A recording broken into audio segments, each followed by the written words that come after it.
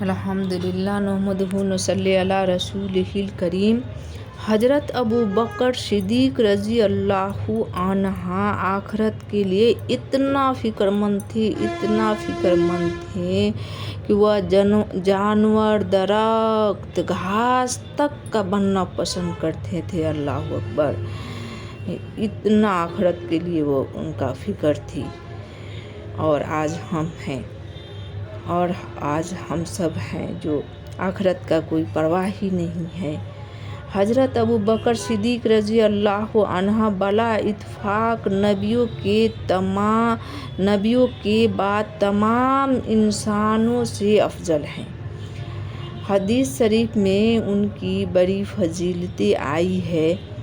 بعض حدیثوں میں ہے کہ ابو بکر رضی اللہ عنہ جنت کے سب دروازوں سے بلائے جائیں گے۔ اللہ اکبر!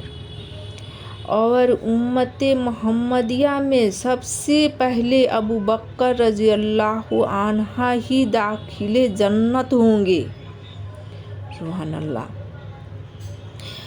ان سب فضیلتوں کے باوجود آخرت کے اتنے ہی فکر مند تھے کہ یوں فرماتے تھے، کاش میں کوئی درخت ہوتا جسے کاٹ کر پھینک دیا جاتا، کاش میں کوئی گھاس ہوتا جسے جانور کھا جاتے اور آخرت کے حساب کتاب سے بچ جاتا۔ کبھی فرماتے تھے، کاش میں کسی مومن کا بال ہی ہوتا۔ سبحان اللہ! اتنا آخرت کا فکر تھی حضرت ابو بکر صدیق رضی اللہ عنہ کا۔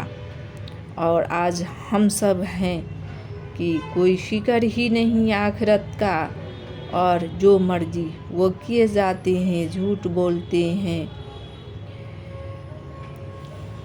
ایمان نہیں ہے، چغلی کرتے ہیں اور دولتیں جمع کرتے رہتے ہیں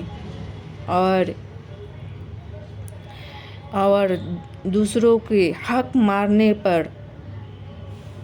تمادہ ہیں کہ زیادہ سے زیادہ ہم کو مل جائے، کسی کو کم سے کم ملے، اس کا کوئی پرواہ ہی نہیں ہے۔ اللہ اکبر! السلام علیکم ورحمۃ اللہ وبرکاتہ۔